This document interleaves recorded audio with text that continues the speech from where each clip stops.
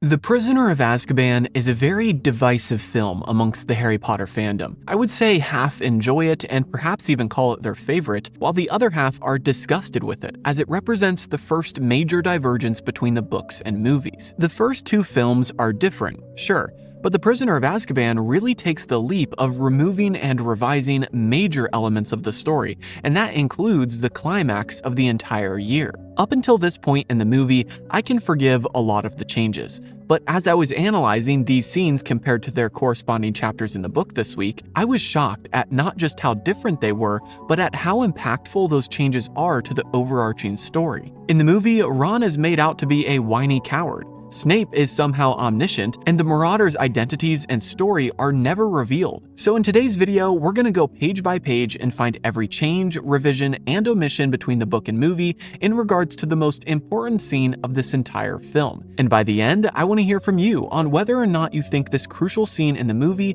did the original story justice. My name is Gibby, and welcome to episode 41 of Movies vs. Manuscripts, Harry Potter edition. This is the show in which I compare the books to the movies and find all the differences. Before we get started, shout out to this commenter from a previous episode. Each week, I highlight one of the top comments from a past video, so be sure to share your thoughts down below when you're done watching. Per usual, I'll cover all the changes across the four major categories of characters, timeline, location, and plot. But first, let's recap what happens in the movie, that way it's fresh on our mind for the analysis. Picking up with where we left off last week with our trio standing atop the hill as Buckbeak is executed, we see Scabbers bite Ron and run off. Ron chases after him and eventually catches him under the Whomping Willow. But before the willow does any harm, the Grim shows up and attacks, dragging Ron into the roots of the tree. Harry and Ron struggle to follow, but eventually get inside a tunnel under the tree and then find themselves in the Shrieking Shack. Then we see them find Ron inside of a room above, and Sirius Black is revealed.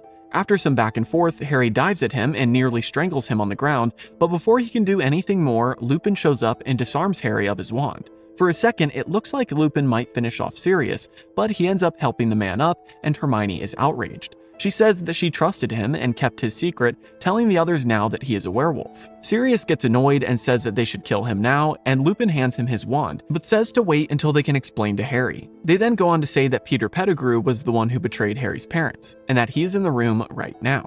But before things can progress, Snape runs up and disarms Sirius Black of Lupin's wand. But in yet another twist, Harry takes Hermione's wand and uses it to disarm Snape, so powerfully that he knocks him backwards into the bed behind him. Sirius and Lupin then explain what Peter did to escape, and after taking Scabbers from Ron, who is being a big crybaby at this point, they cast a spell that causes the rat to turn back into Pettigrew. After some talking, Peter admits to his crime, and then Sirius and Lupin try to kill him, but Harry stops them, and he says that they can hand him over to the Dementors. The movie then cuts to them walking through the tunnel and eventually coming out of the Whomping Willow.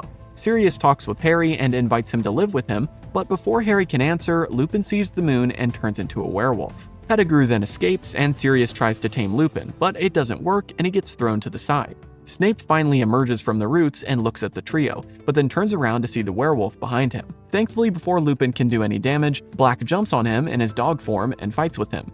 Harry follows and helps distract Lupin so that an injured Black can escape.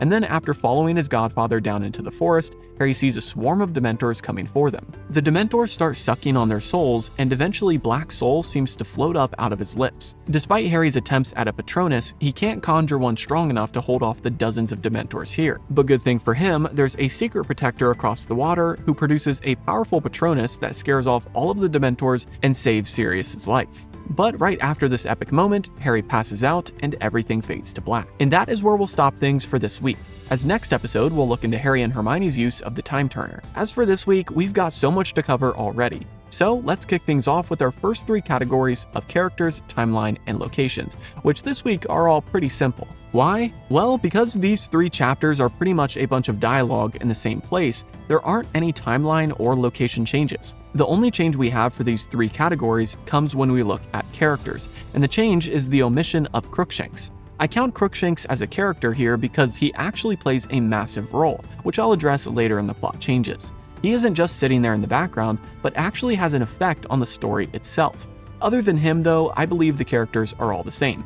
After all, we really only see the trio, Lupin, Black, Snape, and Pettigrew. Before I jump into the plot changes, I just wanted to give a shout out to Jason, Cody, and the rest of my incredible Patreon supporters, who make videos like this possible every month. If you want to help support the channel and gain cool perks like being able to watch these videos a week before anyone else, you can check out the link below to join today. Now with that being said, let's get into the plot changes and see just how insanely different the movie is from the original story. Last episode we left off with the trio believing that they had just witnessed Buckbeak's execution, and then in the movie, Scabbers abruptly bites Ron and escapes from his grip.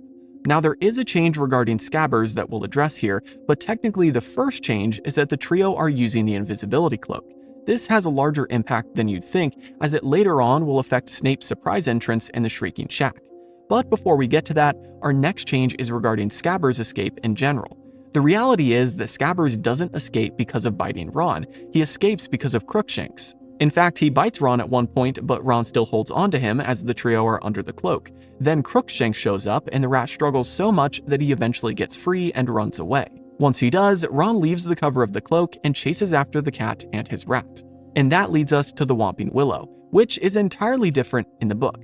The first element of this change is the fact that they don't know they're by the Whomping Willow in the book because at this point it is completely dark out. Just like in the movie, a large dog shows up and attacks, dragging Ron away. Harry tries to follow, but he gets smacked hard by something that he can't see. He then uses Lumos to find out that it's the Whomping Willow. Then, instead of a super unrealistic fight with the tree like what the movie shows, we read that Crookshanks darted through the branches and touched a knot at the base of the roots, which calmed the tree and made it stop attacking. But of course, because Crookshanks was removed from this part of the movie, they had to come up with some elaborate tree fight to fill the space. Another change I want to point out here is that Ron's injury is a little different in the book, and actually helps us better understand him in this moment, and it makes me respect him a little bit more too. While the movie makes Ron a whiny little baby during this scene, with a bloodied bite on his leg that he later tells Hermione will result in an amputation, the book version tells us that Ron actually snapped his leg. That's right, the dog shows up and drags Ron off by his arm, not his leg. Ron, trying to avoid being dragged under the tree, hooks his leg around the roots, but the dog pulls with such force that Ron's leg snaps and breaks. So not only did he get bitten in the arm, but he pretty much snapped his leg in two, and as we'll later see, he still showed bravery even with this major injury. Anyway, moving past this Whomping Willow disaster, Harry and Hermione make it to the tunnel, and a subtle difference here is that Harry doesn't know where the tunnel leads in the book. In the movie, he says that he has a hunch, but in the book, he says that he doesn't know because the Marauders map doesn't go this far. The tunnel trails off the page. After Harry and Hermione head through the tunnel and reach the Shrieking Shack and the room in which Ron is kept, we have our next change. This begins the avalanche of revisions the movie made to the climactic reveal in this story, and by the end of this, you might leave with a bitter taste in your mouth about this scene. These changes aren't just small meaningless ones, but they add realism and value to the plot. The first change regarding this moment is that when Sirius Black is revealed as the Grim, he has Ron's wand and disarms Hermione and Harry upon them entering the room. Doesn't that just make so much more sense? Why didn't Black take Ron's wand in the movie?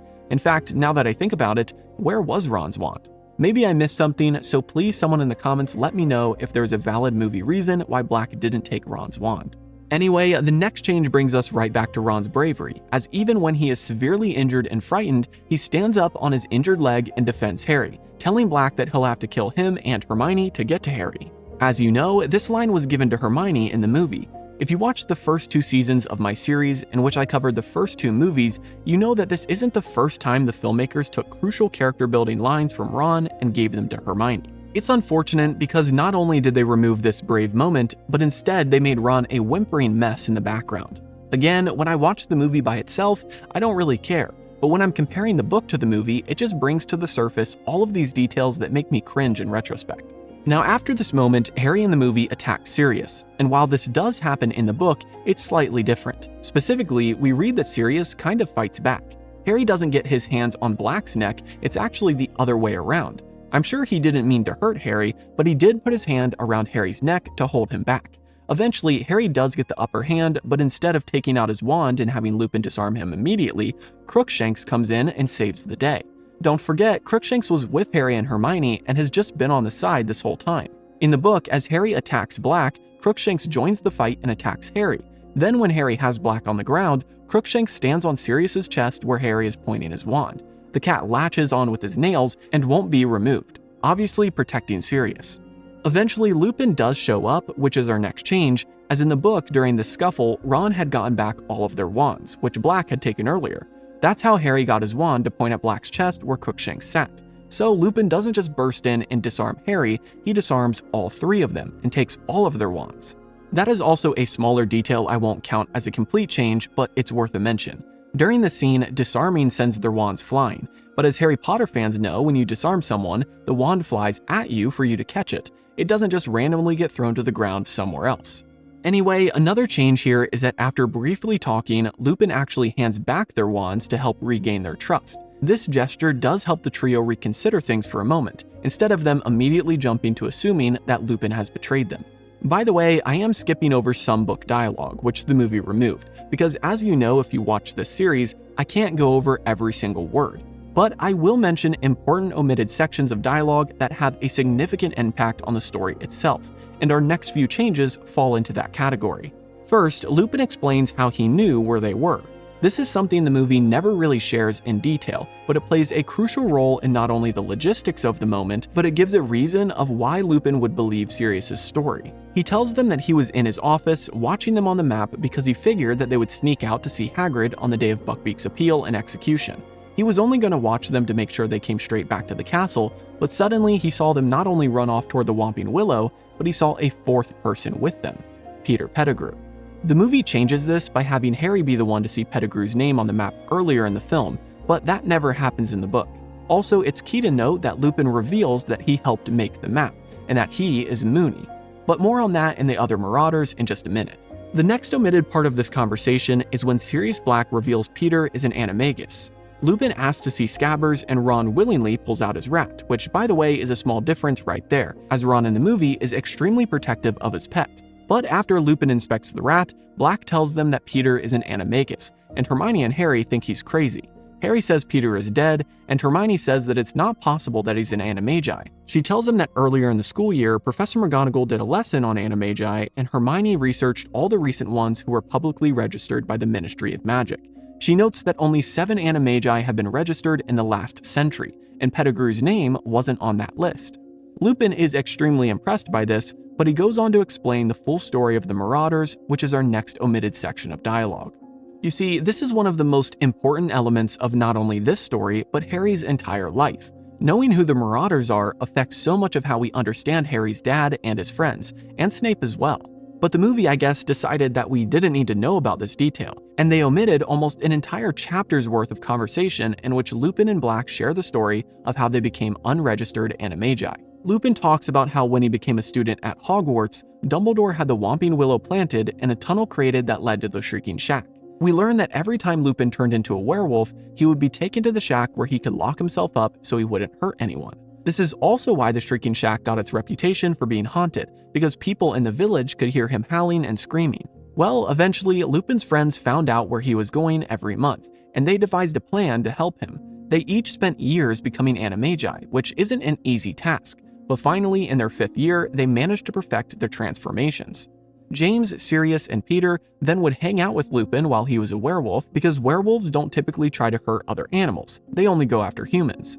As Lupin wraps up the story, he shares that Sirius played a prank on Snape by telling him how to follow Lupin down the tunnel and into the Shrieking Shack. You see, Snape had been snooping around and was trying to figure out Lupin's secret each month, and Sirius got sick of it. Well, Harry's dad had no part in the prank, but eventually found out what Sirius was planning and really did save Snape's life. But by that point, Snape had already seen too much and knew Lupin's secret. This part of the conversation is great, and it really hurts me that they didn't include any of it in the movie.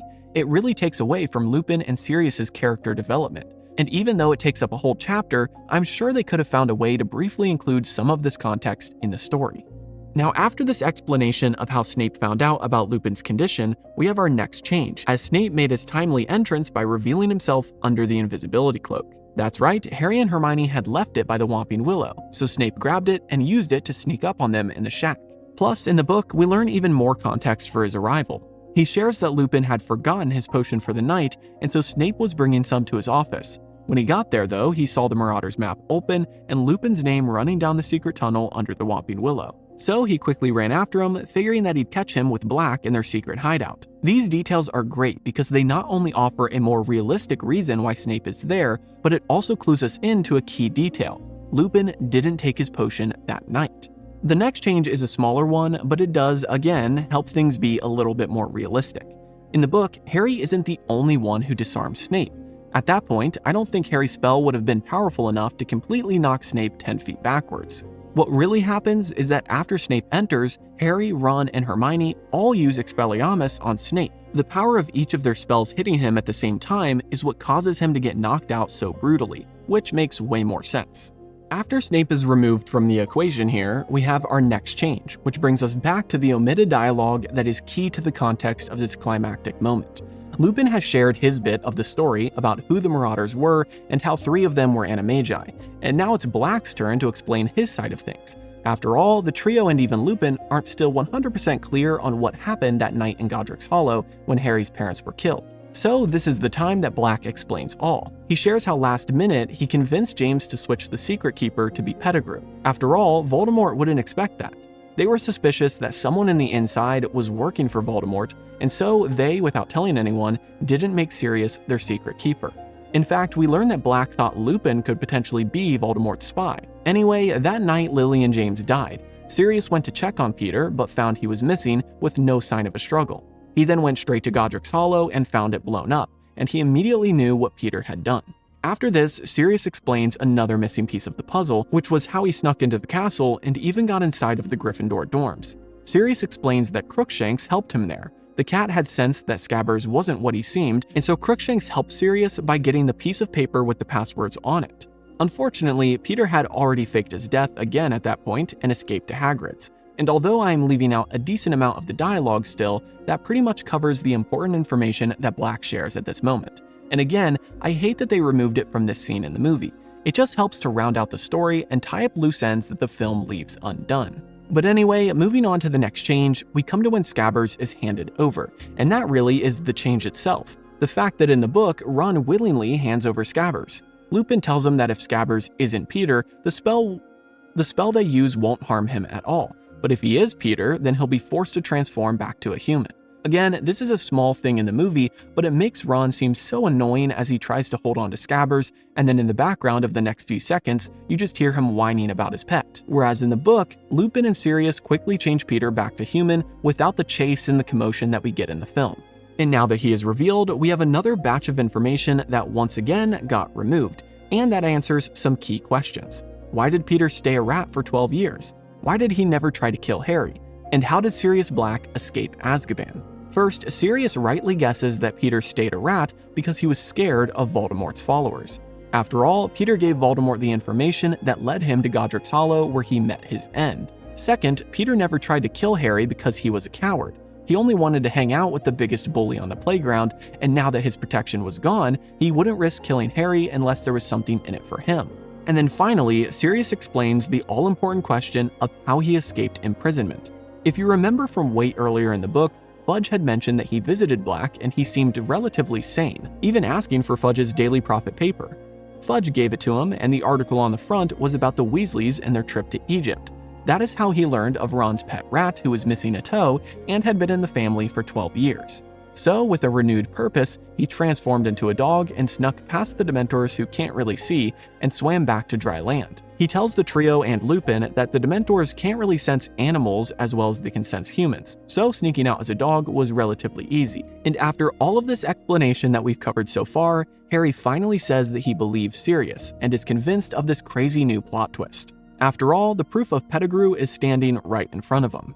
The next change is kind of a funny one, which is that Ron in the book is a lot more disgusted with Pettigrew. He even has a line while Peter is trying to beg to him for help, and Ron says, "I let you sleep in my bed." And really, this is so true. If I were Ron, I would be so shocked and grossed out. In the movie, we kind of get this, but later on, Ron seems almost indifferent to it. Next, the movie removed a logistical detail about their trip from the shack back to the Whomping Willow, and that is that Lupin and Ron shackled themselves to Peter. Lupin uses a spell to tie up Peter with rope, and then he chains him to himself and Ron so as to ensure that he can't escape.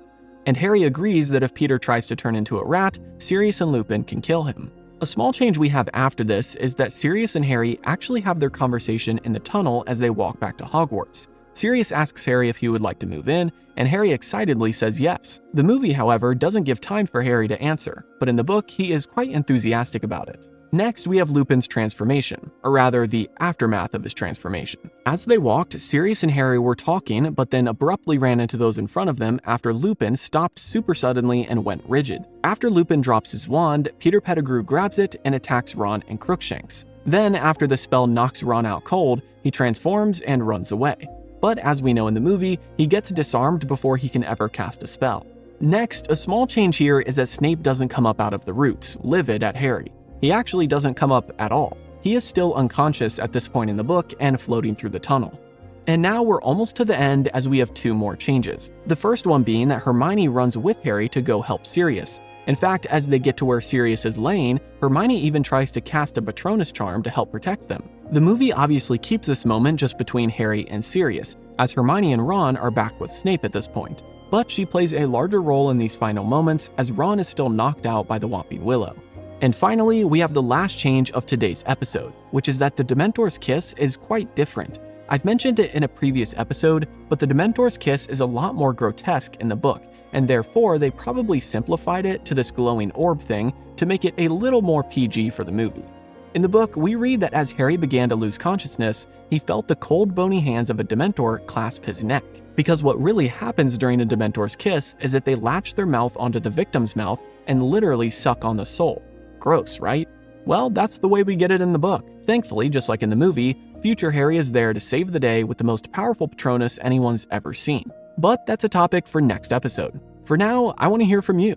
Now that you've heard all of the ways that the movie changed this climactic moment from the book, what do you think? Would you have done it any differently? Let me know in the comments below. As always, be sure to like and subscribe, and check out the series playlist to catch up on any episodes you might have missed so far. Have a great week, and I'll see you in the next episode.